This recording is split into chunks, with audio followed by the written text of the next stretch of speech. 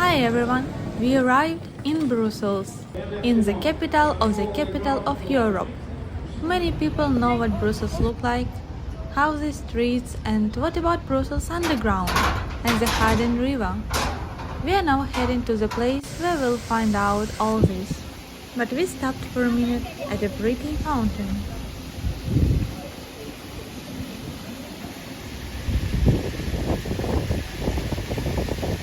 So now we are passing through not the best area of the city. Most of women cover their body and hair. The houses are not as nice as in other parts of the city. Garbage is common. Shop signs are all in Arabic. Well, sometimes I doubt that I'm in Belgium, so I'm thinking of making a separate video about it. Well, we are already almost there. Here it is.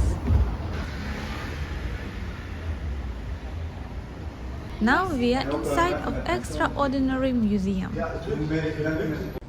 We were given a book. I asked for English because I haven't learned Dutch yet. With each step we will go deeper underground. First, people are introduced to everything here, so that everything was clear what will happen next. They said that there can be rats and insects, turtles and even crocodiles and sewers. But there is nothing to be afraid of. There may be crocodiles, but certainly not in Brussels. Well, unless it escapes from the zoo. It is estimated that rats' current population is more than 2 rats for every 1 inhabitant in Brussels. A female can have up to 20 baby rats in each litter, and her pregnancy only lasts 22 days. So we can see why there are so many of them. But rats are also useful in the sewers because they devour humans' waste, but the sewers workers try to control their numbers anyway, because they sometimes damage pipes. We will start from history. In past in Brussels, and not only, people threw all their fields just from their windows. Well, in some countries they still do like this, for example in Russia. So, Brussels developed in the Middle Ages. In the beginning it was just a village along a river. Gradually, Brussels became a major city, and the water from this river was used to drive mills, produce beer, and dye fabrics. For a very long time, the river was also used to get rid of wastewater. One of the mayors of Brussels decided on an extreme solution to tame the river and to make the city less stinky. He approved a plan which made the sand disappear underground, bricked up along with the sewers.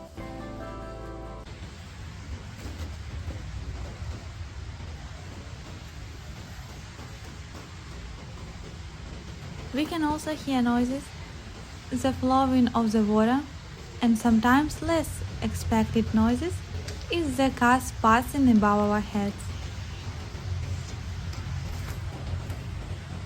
At the end of this passage, on the left, we will be in the real sewers.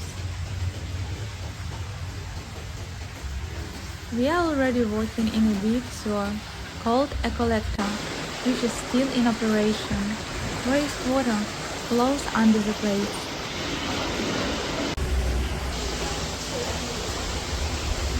The sewage network under the city of Brussels is almost 350 kilometers long. These underground branches absorb a huge amount of sewage every day. But for the water to be drinkable again, it needs to be cleaned. In Brussels, 2 treatment plants do this job, one in the north and another one in the south of the city. This requires a lot of time and energy. 24 hours are necessary to purify the water and discharge it a little cleaner into the river.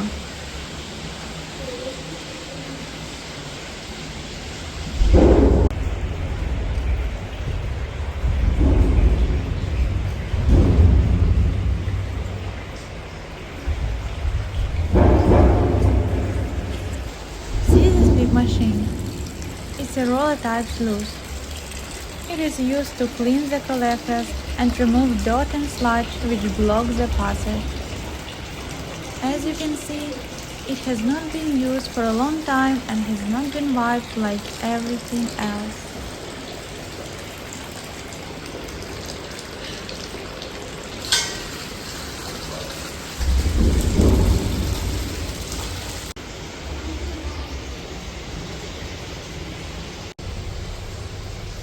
I would climb out of curiosity, but I'm not sure that it's allowed, so we will skip this step.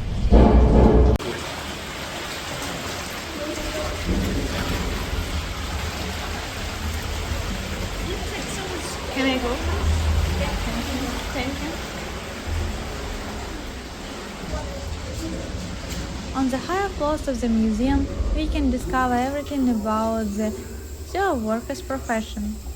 We also can get a better idea of the means used to combat flooding in the city. There is an animated audio guide which can help us, but it's in French. They are telling us what to do and what not to do to save water and other stuff.